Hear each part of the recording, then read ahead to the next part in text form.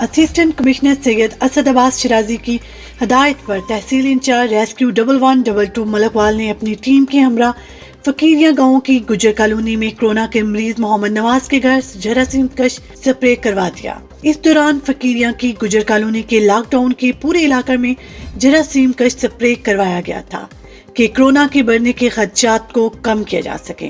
Rescue 1122 کی اس کاوش پر assistant commissioner نے rescue incharge راجہ گل form اور ان کی پوری ٹیم کو زبردست خراج تحسین پیش کیا ہے، جو محدود وسائل کے باوجود روزمرہ کی ایمرجنسی کے ساتھ ساتھ مختلف علاقوں میں جراثیم کش سپرے بھی کروا رہے ہیں۔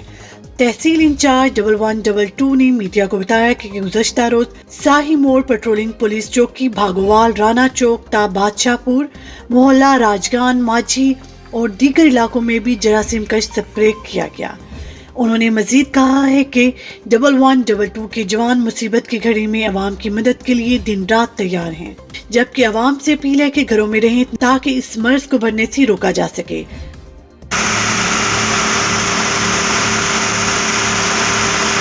ہمیں رپورٹ کر رہے تھے ہمارے نمائندہ عمر اشرف۔